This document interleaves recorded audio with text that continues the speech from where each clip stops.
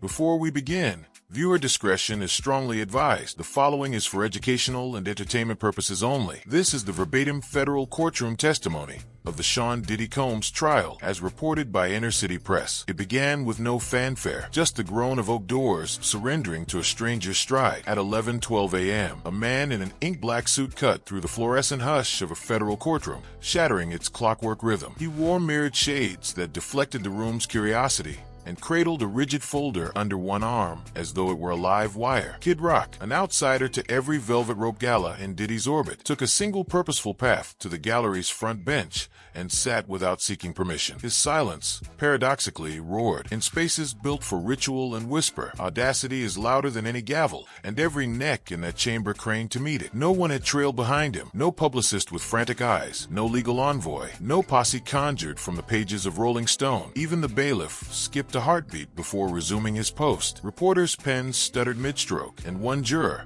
forever known as Juror 6, would later confess that the air felt charged, like the second before lightning splits the sky. Across the aisle, Diddy's conversation with counsel froze, his legendary composure constricted into a thin line of apprehension. He did not know why Robert Ritchie had arrived unannounced, but in that instant he looked like a monarch, hearing the first rumble of revolution outside palace gates. When the judge finally acknowledged the disruption, her brow arched just enough to acknowledge what the room already sensed. The script of this trial had been redlined in real time. "Are you appearing on any party's witness list, Mr. Ritchie?" she asked. Kid Rock's reply was delivered with a calm that felt carved from granite. "I possess material the court deserves to see. It's time truth stopped hiding behind platinum records. Protocol demanded sidebar. Curiosity demanded oxygen." Minutes later, the folder, sealed with a gold clip so bright it mocked the courtroom's faded brass, was surrendered to the clerk and placed on the judge's bench like a grenade awaiting its pin. For 12 interminable minutes, pages turned in glacial succession. No one coughed. No one dared shuffle a foot. Each rustle of paper sounded like thunder in that vacuum of anticipation. When Her Honor lifted her eyes at last, something indefinable had shifted behind them, a flicker caught by every spectator. "This will be admitted," she declared, as corroborative evidence outlining a sustained pattern of behavior. The phrase pattern of behavior ricocheted around the room like a ricochet, embedding itself in every open mind. Patterns suggest repetition, and repetition suggests intent. The courtroom didn't erupt in sound, it erupted in electricity. A collective recognition passed over jurors, journalists, and onlookers alike. The narrative had swerved off its charted highway onto a road no defense counsel had scouted. What lay in that folder was not rumor, nor grainy stills begging for interpretation. It was data.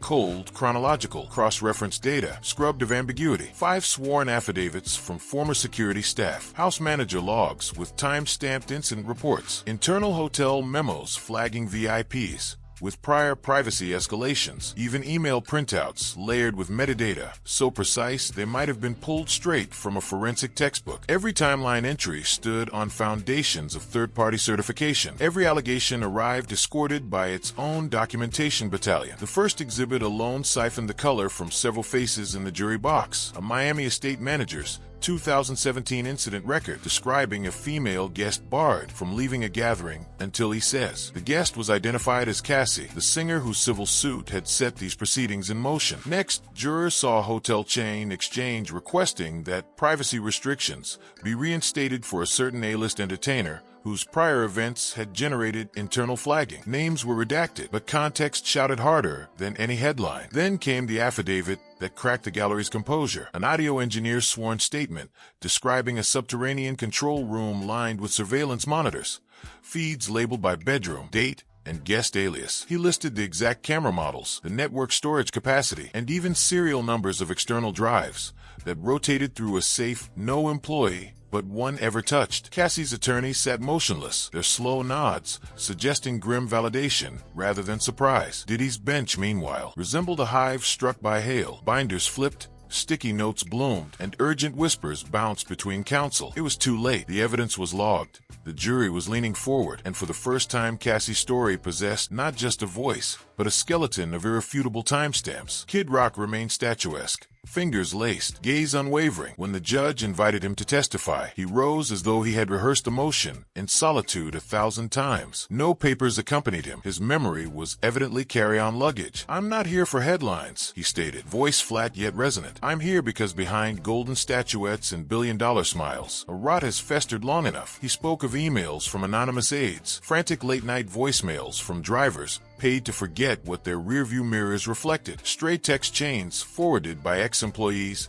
teetering on the cliff edge of conscience. Alone, each story sounded fantastical. Together, they formed a chorus. "I've toured with saints," he admitted, "and shared green rooms with monsters. I ignored more than my share," until the patterns repeated with mathematical precision. Same verbs, same dread, different throats choking on it. The catalyst, he explained, was a clip of Cassie glancing over her shoulder during an interview, an instinctive twitch of fear that detonated his apathy. Over 5 years, he vetted every shred of information before sliding it, piece by piece, to Cassie's legal team. "I am not a hero," he finished, locking eyes with Diddy. "I'm just a man no longer willing to launder silence." The room inhaled as one organism, and the trial center of gravity relocated to the spot where he stood. A brief recess followed, but its calm was deceptive, the hush that settles on water moments before a leviathan breaches. When proceedings resumed, the prosecution unveiled witness 9, Cynthia M., a personal chef who had catered Diddy's Los Angeles retreats between 2016 and 2019. She approached the stand armed not with speculation but spreadsheets,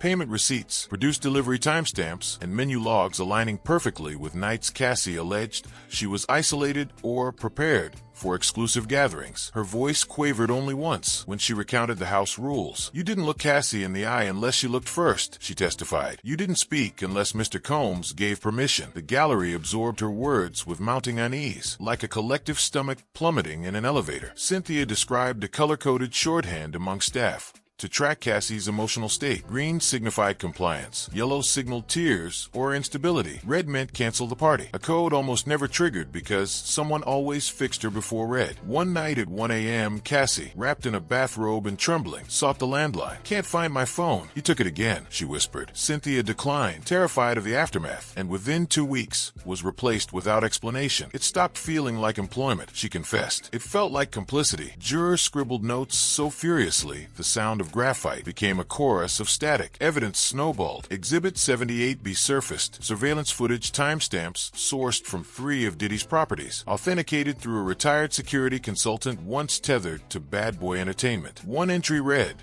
January 5, 2018, Freak Room 2, feed adjusted 2042. Visitor ID matched Cassie Ventura. No exit logged until 2:03. The label Freak Room had floated through rumor mills for years. An urban legend whispered in backstage corners. Now it existed on federally accepted paper, staring at 12 jurors. Like a street lamp photograph of a ghost everyone had dismissed as myth. The prosecution, seizing the momentum, correlated those logs with a USB directory Kid Rock submitted weeks earlier. Folder names like Baker House Sessions and VIP1 Raw. Some files were corrupted, others encrypted, but forensic techs salvaged metadata proving creation dates aligned with Cassie's testimony. In one decrypted audio clip, a man whose tone matched Diddy's known cadence barked, "She's not leaving," grabbed the phone, and shut the mirror. The defense objected on grounds of inconclusive attribution, but the judge, citing a compelling mosaic, let the statement stand. A collective chill traced the courtroom spine when a former recording engineer, known simply as Dave, took the stand. He unpacked the culture inside Bad Boy's New York studio. If you saw something, you didn't. If you heard something, you didn't, unless unemployment sounded fun. He recalled a 2019 evening when Cassie arrived unscheduled,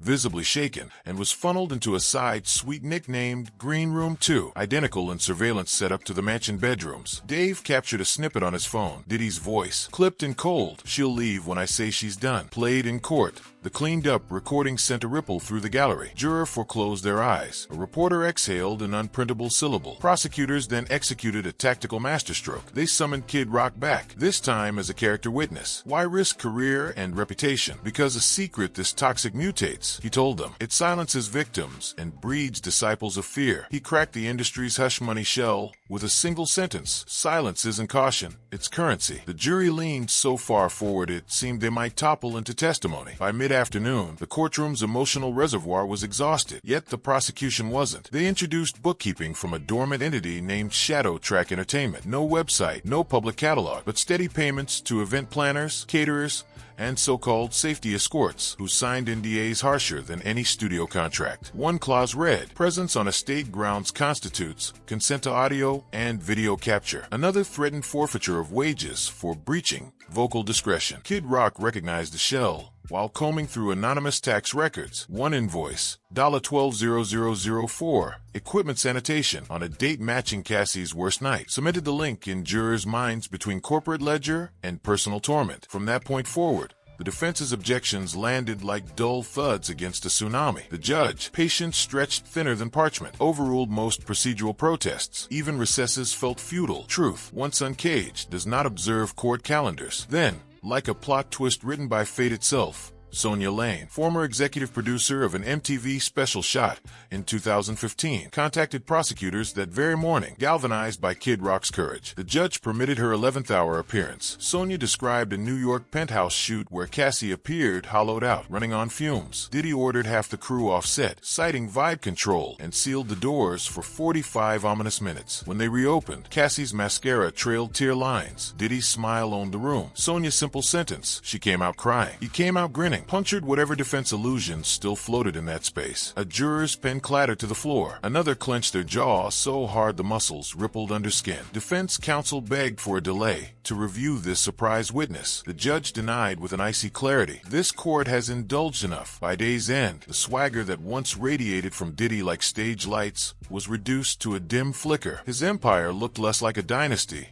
and more like an ice sculpture beneath the relentless sun. Court adjourned, but Kid Rock was accorded a rare closing comment, an acknowledgement of his unprecedented contribution. He spoke not from triumph, but from weary necessity. "People ask why I care," he said, voice low yet carrying. "Because when the powerful harvest fear, every one of us is a potential target. This isn't about tearing a man down. It's about prying open the jaws of a machine built to devour the voiceless." He gestured toward Cassie, whose eyes glistened but held steady. She believed no one would stand beside her. Today, a courtroom full of strangers proved her wrong. Applause would have violated decorum, but the silence that followed felt 10 times louder than cheers. Every gaze drifted to Diddy, and for the first time since flashbulbs adored him, he looked cornered by something money could not muzzle. Testimony alloyed with proof. Outside, cameras flashed. Inside, history's gears moved. By sunrise, congressional voices called for probes into entertainment industry NDAs. Brands distanced themselves. A streaming titan quietly suspended every project, bearing Diddy's producer credit, and in a forgotten clip resurfaced by Night Owl fans. Cassie once warned hopeful newcomers, "Trust your gut. The spotlight can blind you to danger." The world finally tuned in. Meanwhile, Kid Rock, the man the tabloids once painted as chaos in denim, had redefined himself in a courthouse trench. He didn't topple an empire alone, but he cracked its shell so truth could pour in and flood the rot. The 7th day had ended in tremors. The 8th opened with tremors masquerading as routine. The courthouse driveway usually echoed with chattering reporters, but that morning offered something stranger. Worried silence. Veteran correspondents whispered about overnight subpoenas hitting executives who once treated subpoenas like urban legends. A fleet of black sedans arrived, disgorging lawyers whose suit jackets still bore airline tag creases, summoned from coast-to-coast boardrooms where damage control meetings had stretched past dawn. Inside, jurors filed in slower than before, eyes puffy yet focused, as though they'd spent the night wrestling ghosts rather than pillows. Even the bailiff seemed gentler with the latch, treating noise like an insult to the gravity thickening the air. No one looked at Diddy the way they had on day one. Back then, he was celebrity royalty. Today, he felt like a weathered statue awaiting earthquake verdict. Prosecutors began by unveiling Exhibit 91C, a 147-page vendor ledger belonging to Shadow Track's parent Anchor,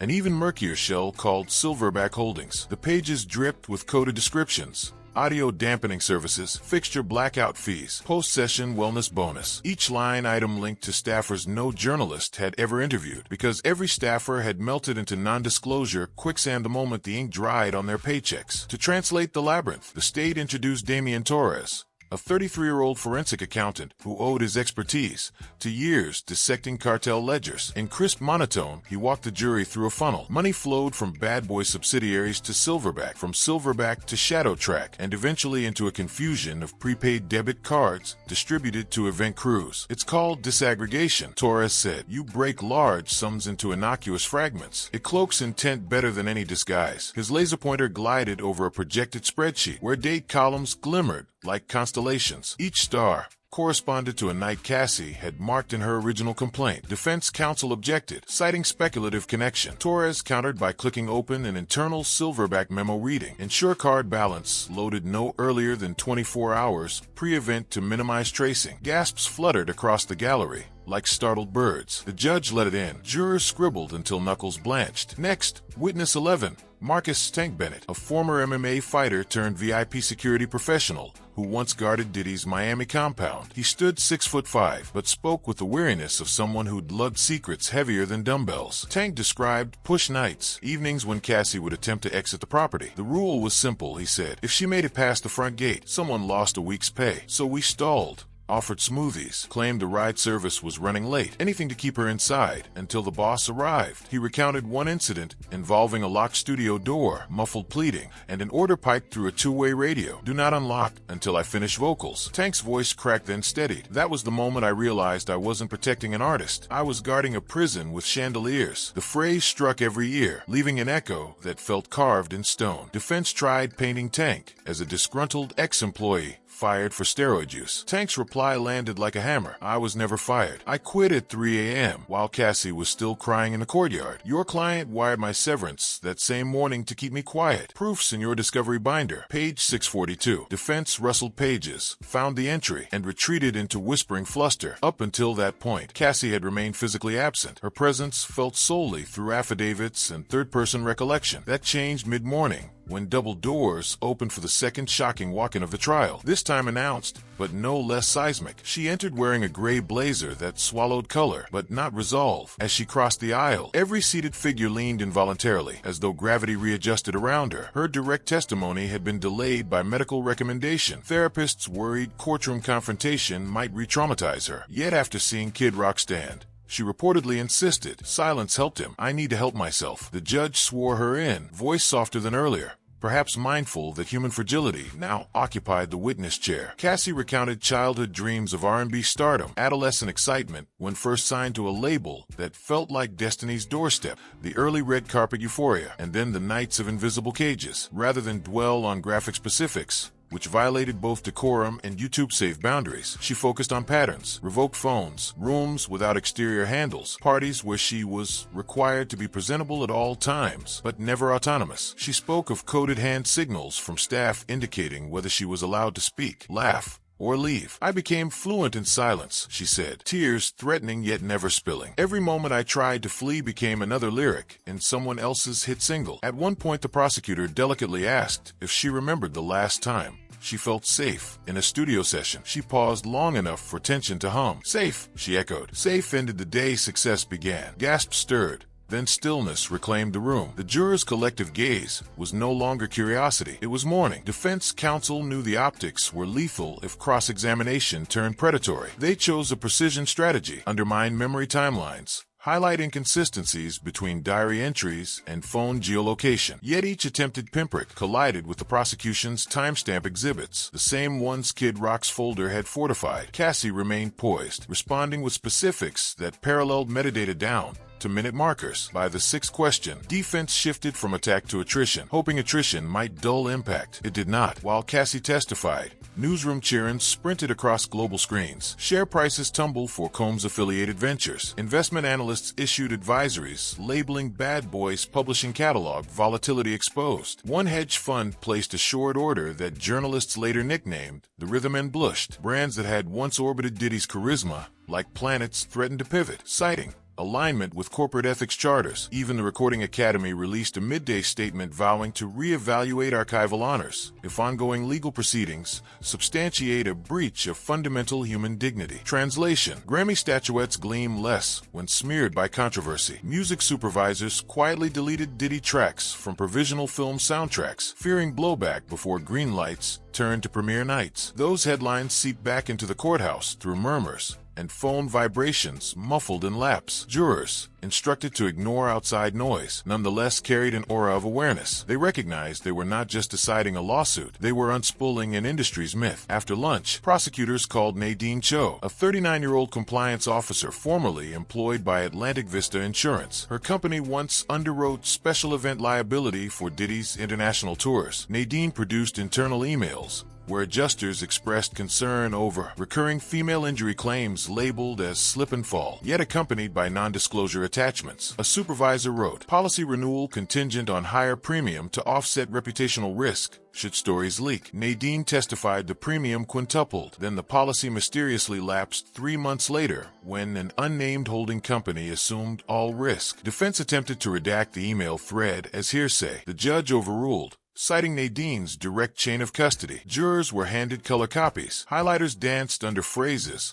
such as anticipated media fallout and containment budget. When regulators price in silence, the silence isn't silence, it's inventory. The afternoon session pivoted to broader cultural context via expert witness Dr. Helena Ortiz, a sociologist specializing in power dynamics within the entertainment sector. She unpacked how celebrity ecosystems create concentric circles of complicity. The closer one stands to the center, the more likely one trades moral discomfort for access. Using anonymized interview data, she charted a curve showing that 72% of industry workers who witnessed misconduct believed speaking out would end their career, yet 89% reported psychological distress years later. She described this as trauma by proximity, a phrase that made several jurors sit straighter, perhaps realizing trauma can infect even those who think themselves safe behind velvet ropes. Defense objected. Cultural analysis was immaterial to performative guilt. The judge disagreed. Context is not conjecture, it is lens, she ruled. Dr. Ortiz was allowed to finish, concluding, secrecy masquerades as glamour until someone lifts the veil. Once lifted,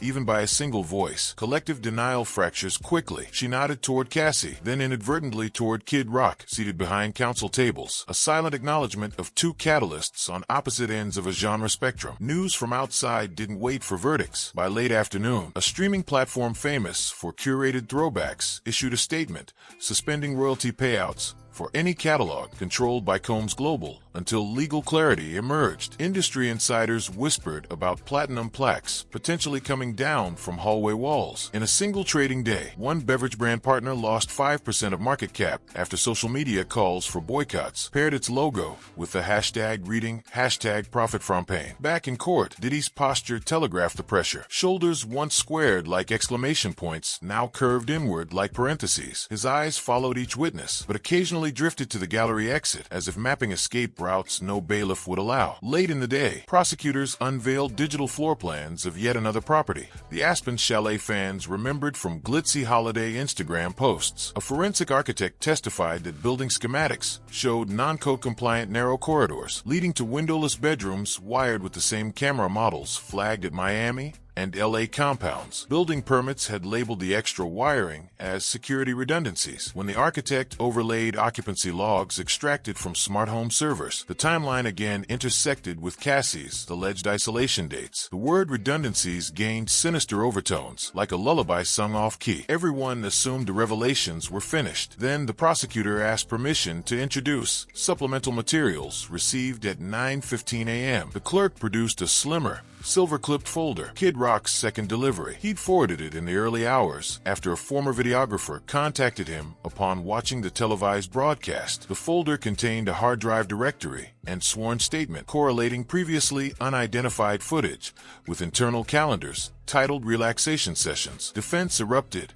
Ambush evidence, chain of custody issues. The judge called sidebar, reviewed the signature-stamped affidavit, and ruled it admissible for in-camera inspection next morning. Though the jury wouldn't see the contents yet, the mere mention wedged fresh suspense into every mind. Diddy's attorneys looked like chess players out of moves, staring at a board where pawns kept sprouting from nowhere. Court adjourned at 6:07 p.m., the latest yet. Jurors were escorted to a private exit, but their faces betrayed the mental weight carried into sequestration vans. Reporters outside lobbed questions. None found purchase. Meanwhile, Kid Rock slipped through a side door, surrounded by federal marshals, foregoing microphones for anonymity. Still, fans waiting along barricades yelled gratitude, some holding homemade posters reading truth over tracks. That evening, Major radio conglomerates announced a temporary review of all Diddy-fronted rotations. Some late-night hosts opened monologues with the phrase, "When the walls start talking." Online forums spun conspiracy webs, but amid noise, one truth crystallized. The trial had outgrown courtroom dimensions. It was now a cultural referendum on power, art, and the price tags affixed to silence. Just after midnight, a cryptic post appeared on a private industry message board. It read, "If the mirror footage surfaces, check the metadata folder labeled Echo_02. It includes payroll crossrefs." Within an hour, federal agents served an emergency warrant on the regional data facility that once hosted Combs' global backups. Digital forensics teams began cloning drives before servers could purge themselves. The raid leaked by sunrise,